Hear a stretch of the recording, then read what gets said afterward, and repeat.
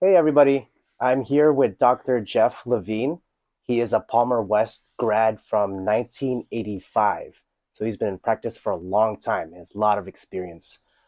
He actually started in Santa Cruz, right? That's right. You made your way over here to San Jose. Right. Okay, tell us a little bit actually about your Palmer experience because it's kind of a full circle moment.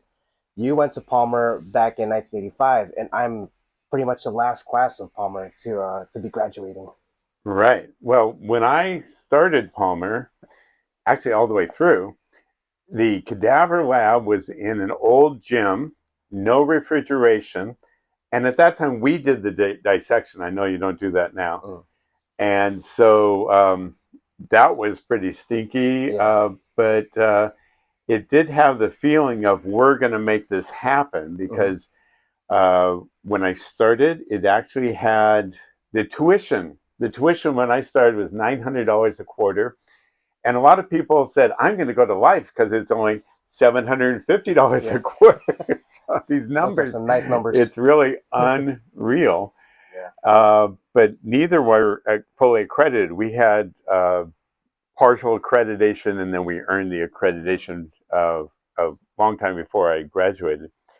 So we did have a pioneering experience. So it really has turned full circle to like, okay, now ending off. Yeah. Um, I hear some of the same people or some of the people I went to school with have been teaching at Palmer. Hmm. And Right. yeah, it's very cool. Oh, that's good. Yeah. And a little bit of a background. I've actually been working for Dr. Levine since 2019, I believe. Yeah. Yeah, and so I was a full-time employee here before I actually started school. So it was a great opportunity for me to get firsthand experience in a chiropractic office and treating patients day to day and how that looks like.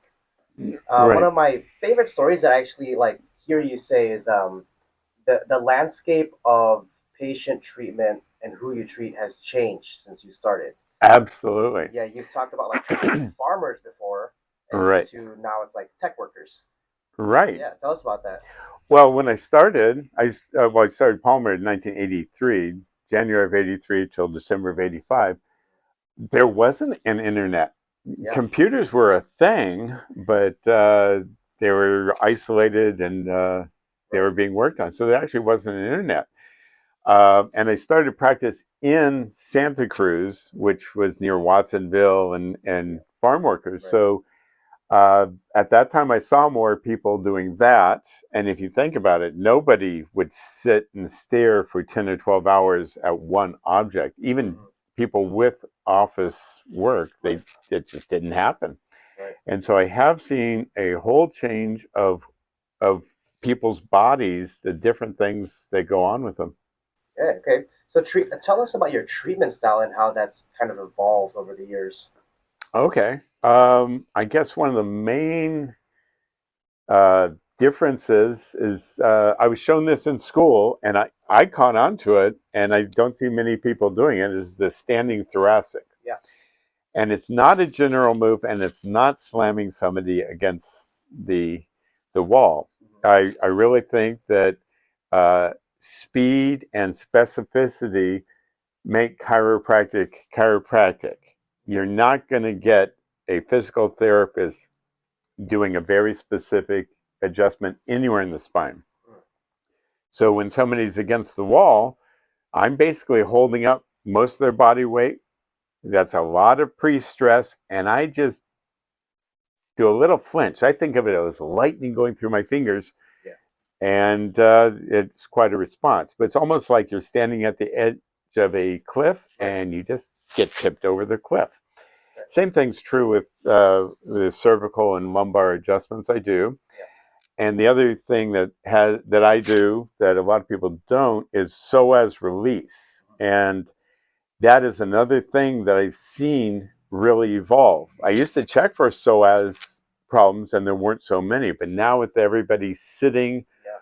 or even standing, if they're standing to one side, you have that psoas muscle spasming.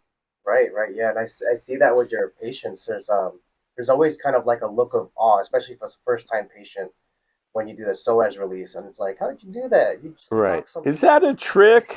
Right. It's like, no, this is real. Yeah, no, that's neat to know because it's like there's definitely a before, like a pre-treatment and a post-treatment result that you could show the patient as they're on Right. the table.